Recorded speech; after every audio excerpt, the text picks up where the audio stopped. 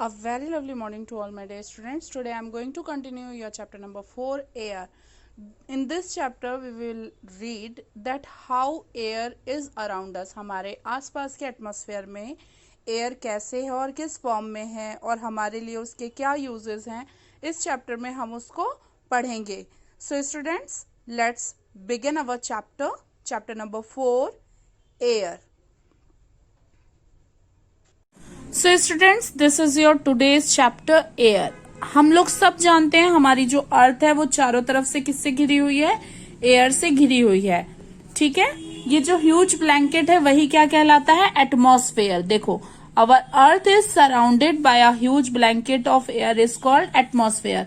All living beings on its earth depend on atmosphere. हमारा जो अर्थ है उसमें जो लिविंग थिंग्स हैं वो सारे एटमॉस्फेयर पे और एयर पे डिपेंड करते हैं. ठीक है, अभी आप देखो यहाँ पे दिख जाएगा आपको ये पूरी एयर का. अपन यदि इसमें ऐसे देखेंगे तो कॉन्स्टिट्यूएंट्स ऑफ अर्थ एयर मिल जाएंगे. 21% इसमें सिर्फ ऑक्सीजन है. ये देखो, ये येलो वाला पार्ट 0.93% आर्गन है, 0.4 और अदर गैसेस हैं, 0.03 सिर्फ क्या है? कार्बन डाइऑक्साइड है, और बाकी का क्या है? नाइट्रोजन है. ठीक है. So, do you know that the air we take in while breathing is actually mixture of many gases? हम जो गैस इनहेल करते हैं, मतलब हम जब ब्रीथ करते हैं तो हमारे अंदर में जो गैसेस आती है वो एक्चुअली प्योर ऑक्सीजन नहीं होता है, उसमें कई सारी गैसेस मिक्स होती हैं. Nitrogen and oxygen are two gases which make up the bulk of the atmosphere. Oxygen और नाइट्रोजन ये दो ऐसी गैसेस हैं जो हमारे एटमॉस्फेयर में सबसे ज्यादा है. अब देखो, nitrogen and oxygen are two. Carbon dioxide, helium, ozone, argon, hydrogen are found in lesser quantities. ये जो बाकी की गैसेस हैं ये बहुत ही कम क्वांटिटी में मिलती हैं. Apart from this gases tiny dust particles are also present in the air. इसके अलावा और भी डस्ट के छोटे छोटे पार्टिकल्स होते हैं जो कि एटमॉस्फेयर पे प्रेजेंट रहते हैं. The pie chart gives you the percentage of different constituents of air. Nitrogen is the most plentiful gas in the air. जो नाइट्रोजन होती है ना, वो plentiful गैस होती है. आप देखिएगा, आपको एक छोटा सा एग्जांपल देती हूँ. जब भी हम कभी बाहर जाते हैं, हम थोड़ी सी फ्रेश एयर में घूम लेते हैं तो हमको बड़ा अच्छा लगता है. वो क्यों लगता है? क्योंकि हमारे ऑक्सीजन के साथ साथ में हमको नाइट्रोजन गैस भी मिलता है खुले एयरी जगह से, तो वो प्लेंटीफुल गैस है, मतलब वो खुश करने वाली गैस है. When amount of nitrogen into our lungs are excel it, but plants need nitrogen for their survival. हम लोग जब लेते हैं ऑक्सीजन, नाइट्रोजन, तो वो एक्सेल कर देता है, मतलब वो बाहर निकल जाता है. लेकिन जो नाइट्रोजन गैस होती है वो प्लांट्स के लिए बहुत ही जरूरी होती है. They can not take nitrogen directly from the air. Nitrogen को वो लोग डायरेक्टली नहीं लेते. Bacteria that live in the soil and roots, some plants take nitrogen from the air to change its form so that plants can use it. क्या होता है, जब nitrogen को ये लोग लेते हैं, डायरेक्टली एयर से नहीं लेते हैं, बैक्टीरिया जो होता है जो सॉइल में मिला होता है वो इसको क्या करता है, प्लांट में, मतलब सॉइल के थ्रू प्लांट्स क्या करते हैं, नाइट्रोजन गैस को लेते हैं. Oxygen is the second most plentiful gas. जो ऑक्सीजन है वो सेकंड मोस्ट प्लेंटीफुल गैस है एयर में. Humans and animals take oxygen from the air as they breathe. जैसे ही हम कोई भी ब्रीथिंग करते हैं तो हमारे पास ऑक्सीजन तुरंत हमको मिल जाती है. Green plants produce oxygen during the photosynthesis. Photosynthesis की जो क्रिया होती है ना, जिसको आप लोग साइंस में भी पढ़े होंगे लास्ट ईयर, तो फोटोसिंथेसिस का जो प्रोसेस होता है उसके अकॉर्डिंग कि ये लोग क्या करते हैं, गैस को एब्जॉर्ब करते हैं. In this way oxygen content in the air remains constant. If we cut trees then this balance gets disturb. यदि हम प्लांट्स को काटेंगे तो ये जो बैलेंस है ऑक्सीजन का वो क्या हो जाता है, गड़बड़ हो जाता है, मतलब हमको प्रॉपर ऑक्सीजन नहीं मिल पाती है. Carbon dioxide is another important gas. Green plants use carbon dioxide to make their food and release oxygen. और ये क्या करता है, ग्रीन जो गैसेस प्लांट्स होते हैं वो कार्बन डाइऑक्साइड को अपना भोजन बनाने के लिए यूज करते हैं और ऑक्सीजन को रिलीज करते हैं। ह्यूमंस और animals release carbon dioxide. Humans और एनिमल्स क्या करते हैं, ऑक्सीजन को लेते हैं और कार्बन डाइऑक्साइड को छोड़ते हैं। तो प्लांट ऑक्सीजन रिलीज करता है और ह्यूमन और एनिमल्स कार्बन डाइऑक्साइड रिलीज करते हैं। The amount of carbon dioxide released by humans और animals seems to be equal to the amount used by the plants which make a perfect balance. जितना हम oxygen use करते हैं उतना ही plants carbon dioxide को यूज करते हैं। ठीक है, तो ये क्या करता है, बैलेंस को बना के रखता है। तो जितना प्लांट्स ऑक्सीजन छोड़ता है उतना ही हम लोग भी कार्बन डाइऑक्साइड छोड़ते हैं। तो ये क्या है, एक परफेक्ट बैलेंस बना रहता है। However the balance is upset for burning of fuels such as coal and oil. They add billions of tons of carbon dioxide into the atmosphere each year. As a result the increased volume of carbon dioxide is affecting the earth's weather and climate. ये क्या है कि हमारे अर्थ के weather और climate को क्या वो करता है, अफेक्ट करता है। कैसे अफेक्ट करता है, क्योंकि जो कार्बन डाइऑक्साइड है वो इंक्रीज हो जाता है। कैसे इंक्रीज होता है, क्योंकि जब कोयला जलाते हैं, लकड़ी जलाते हैं तो कार्बन डाइऑक्साइड की मात्रा हमारे एटमॉस्फेयर में बढ़ जाती है। अब देखो ये यहाँ पे कुछ एग्जांपल्स दिए हैं। Global warming can be warming atmosphere, CO2 level. ये देखो ये ग्लोबल वार्मिंग के बारे में ये सब बताया गया पेपर की कटिंग से। कुछ इश्यूज हैं जो सीरियसली हमारे वर्ल्ड में बढ़ते जा रहे हैं, तो उनके बारे में ये बताया गया है। ठीक है, अब ये देखो यहाँ पे लेयर्स ऑफ एटमॉस्फेयर दिया है। ये ट्राइपोस्फेयर है, ओजोन आपको मालूम है ना, ओजोन लेयर। अभी आपने ओजोन का लेयर का नाम सुना है, ओजोन लेयर हील हो रही है, आपने सुना। अभी जो लॉकडाउन हुआ तो उसमें पॉल्यूशन कम हुआ तो हमारी अर्थ ने अपने आप से ओजोन को क्या कर लिया, ओजोन लेयर को कवर कर लिया, हीलिंग कर ली। तो ये ओजोन लेयर है, ये क्या करती है, सन की जो अल्ट्रावायलेट जो रेज होती है उससे हमको प्रोटेक्ट करती हैं। फिर ये स्ट्रेटोस्फेयर है, ये स्ट्रेटोस्फेयर की लेयर खत्म हो गई। फिर ये मेसोस्फेयर है, ये थर्मोस्फेयर है और ये एक्सोस्फेयर है। आप यदि यहां से देखोगे तो यहाँ पे क्या है, ये देखिए 10, 20, 30, 40, 50, 60 ये हाइट पर किलोमीटर दिया है जिसपे ये हमको मिल जाएगा। अब स्ट्रक्चर ऑफ एटमॉस्फेयर, अब हम इसके बारे में पढ़ेंगे। ये लेयर कौन सी है, पहली ट्रोपोस्फेयर। ये लेयर सबसे इंपॉर्टेंट होती है जो कि हमको 13 किलोमीटर की हाइट तक के मिलती है। हम इसमें ब्रीथ कर सकते हैं और ये सारे वेदर में रहती है और रेनफॉल वगैरह में भी इसका बहुत इंपॉर्टेंट रोल रहता है। क्योंकि देखो क्या होता है, ट्रोपोस्फेयर जो होता है ना उसमें जब यहाँ से गैसेस वापस जाती हैं तभी ये बारिश होती है। ठीक है, सेकेंड है स्ट्रेटोस्फेयर। ये 13 किलोमीटर से ऊपर और 50 किलोमीटर तक की हाइट में मिलती है।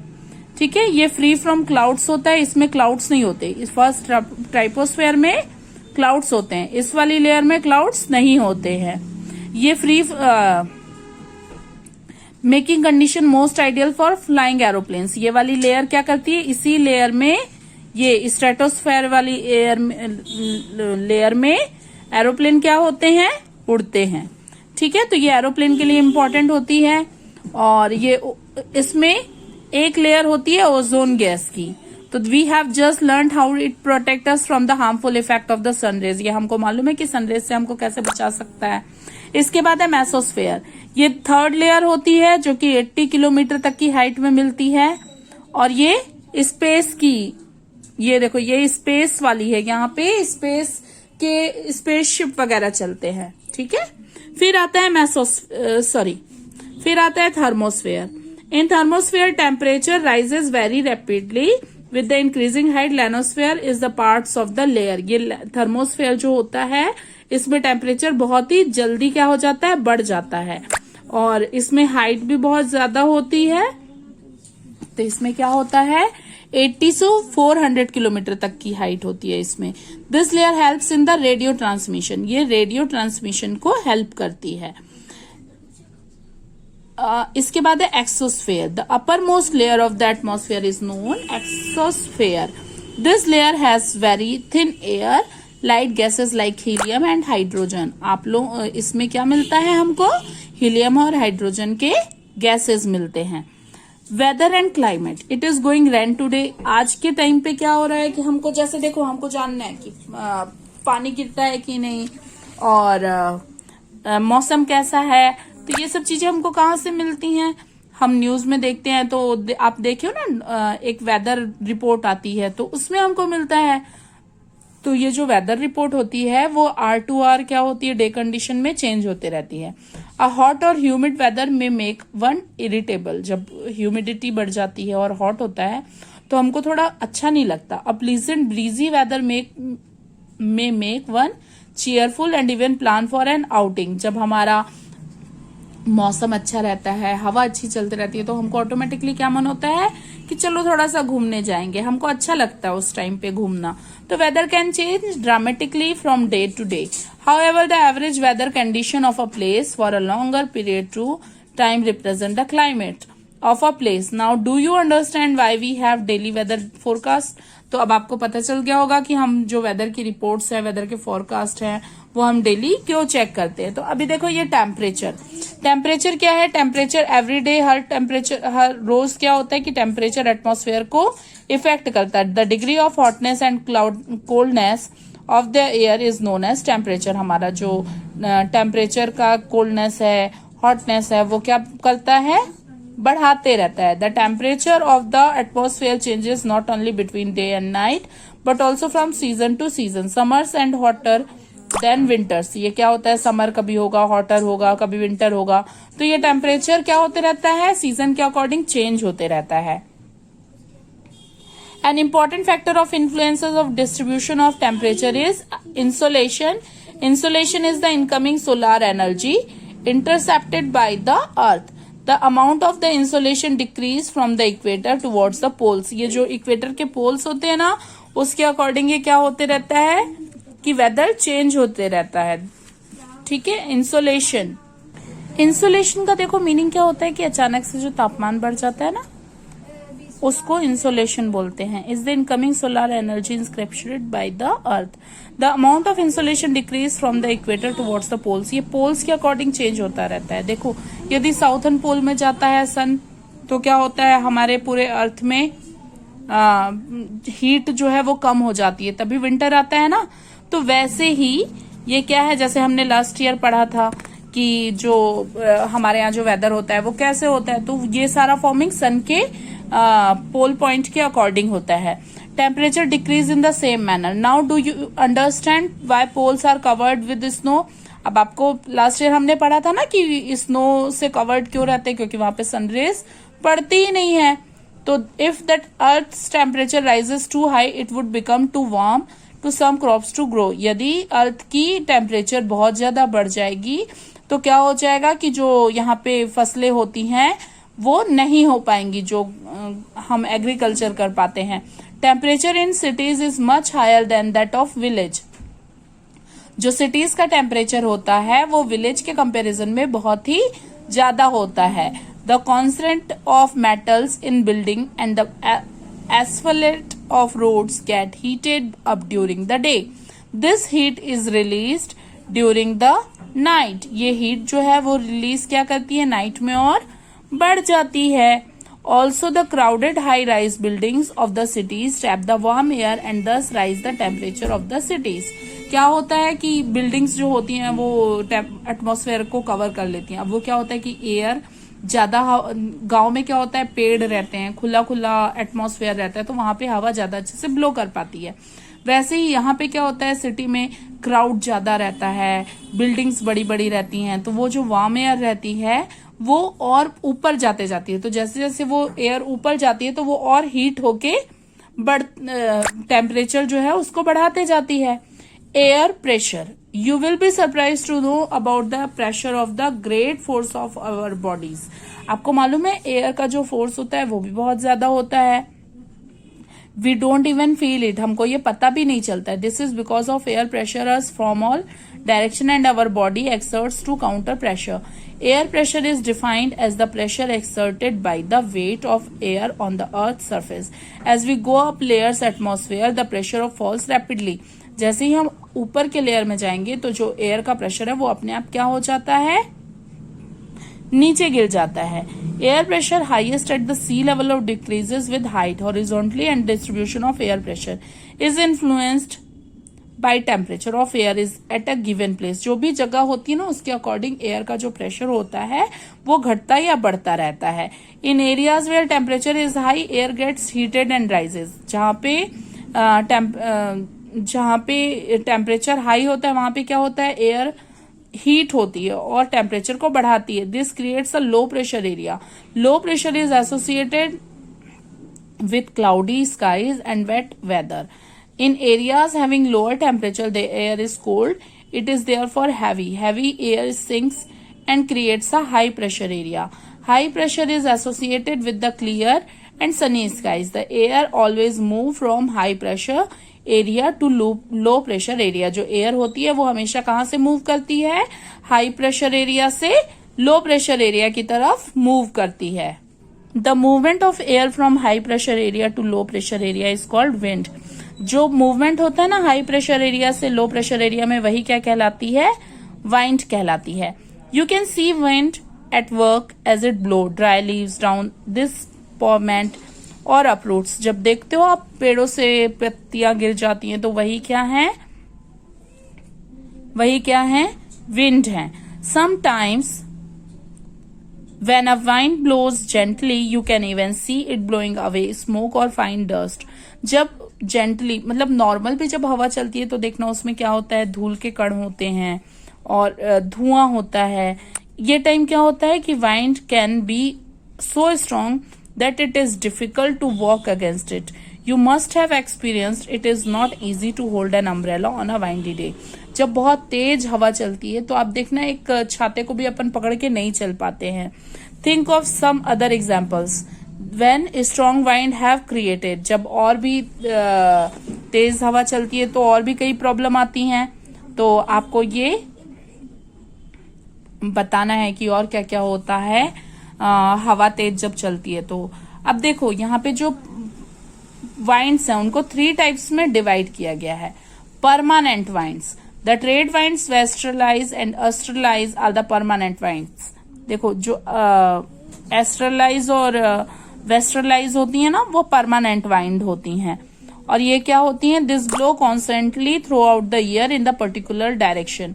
ये पूरे साल एक पर्टिकुलर डायरेक्शन में चलते रहती है। सीजनल वाइंड्स, ये क्या होता है, एक डायरेक्शन के अकॉर्डिंग चेंज होती है डिफरेंट सीजन में। जैसे मॉनसून के टाइम पे क्या होता है, जो एयर आती है तो वो मॉनसून साथ में लाती है, मतलब बारिश साथ में लाती है।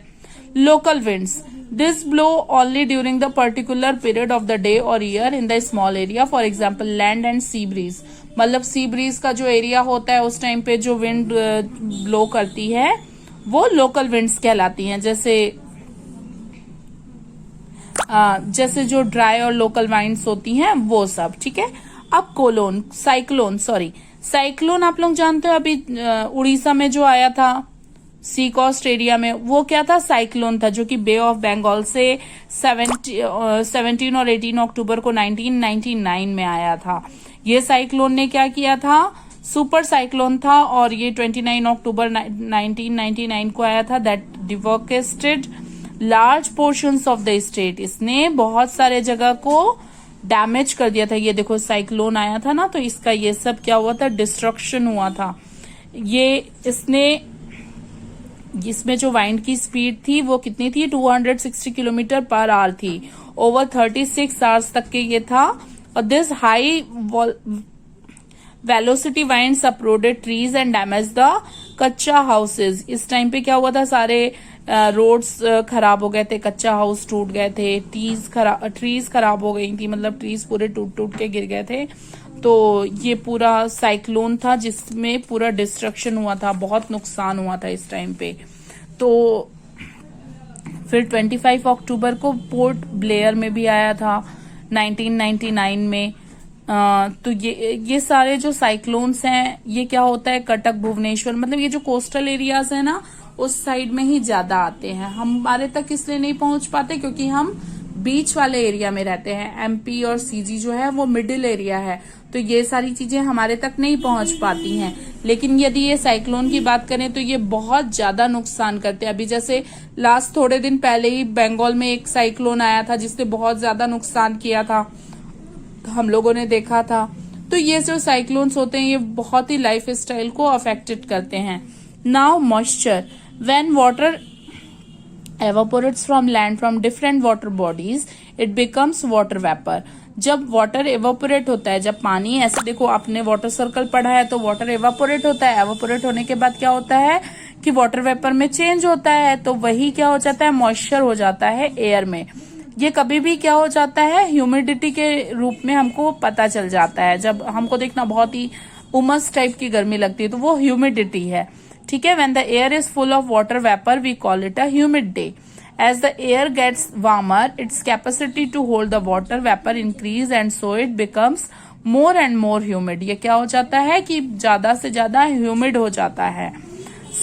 तो उस टाइम पे क्या होता है देखना आप, ह्यूमिड डे में, कि कपड़े जो होते हैं वो सूखने में बहुत टाइम लेते हैं और हमारे पास से पसीना बहुत निकलता है, एवापोरेट इजिली नहीं होता। तो ये सारी जो चीजें हैं वो हमको, हमारी लाइफ को अनकंफर्टेबल बना देती है। When the water vapor rises, it starts cooling. Water vapor condense, मतलब ये देखो, जब ये देखो ये दो चीज दिखा रहे, देखो ये वार्म एयर है, वार्म एयर जब ऊपर गई तो कोल्ड एयर इधर से आई, फिर ये वाटर पानी गिरा, ठीक है, फिर ये जब ऊपर जाता है तब भी ये मॉइस्ट एयर हो जाता है, तब भी ये बारिश होती है, ठीक है। वैसे ही वार्म एयर जैसे ही जाएगी तो ये कॉन्वेक्शनल रेनफॉल, ये 3 टाइप्स के रेनफॉल दिखा रहा है, साइक्लोनिक रेनफॉल, रिलीफ रेनफॉल और कॉन्वेक्शनल रेनफॉल, ये 3 टाइप्स के इसमें रेनफॉल बताया है। अब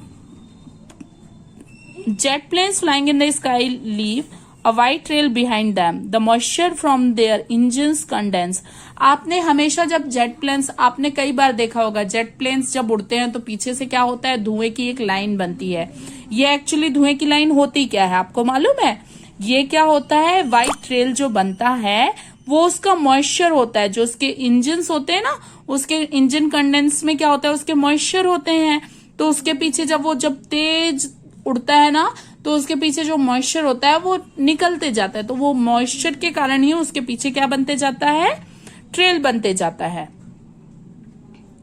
तो for some time when there is no air movement to disturb it, और कुछ समय के लिए वहां पे तो कोई एयर होती नहीं है जो उसको डिस्टर्ब करे, तो वो ऐसे ही एक लाइन दिखते रहती है। Precipitation that comes down in the earth in liquid form is called rain. Precipitation जो होता है, जो लिक्विड फॉर्म में आता है, वो क्या कहलाता है, रैन कहलाता है। Most of the ground water comes from rain water. जो हमारे ग्राउंड लेवल में जो हमको पानी मिलता है वो हमको मोस्टली किससे मिलता है, रेन वाटर से मिलता है। Plants help preserve water. When trees on hill sides are cut, rain water flows down and bare mountain and can causes flooding to low lying area. On the basis of the mechanism, there are 3 types of rainfall: the conventional rainfall, the orographic rainfall and cyclonic rainfall। ये तीनों type के rainfall के अभी बारे में हमने पढ़ा है। Rainfall is a very important for the survival of plants and animals. It brings fresh water to the earth's surface. If rainfall is less, water scarcity is drought occur. On the other hand, if it is more, flood take place. यदि पानी कम गिरेगा तो हमारे यहाँ सूखा हो जाएगा, और यदि पानी ज्यादा गिरेगा तो बाढ़ आ जाएगी। तो जो रेन वाटर है वो हमारे लिए बहुत ही ज्यादा इम्पोर्टेंट है। So students, I hope you all will understand today's chapter. So enjoy your online classes. Have a beautiful day.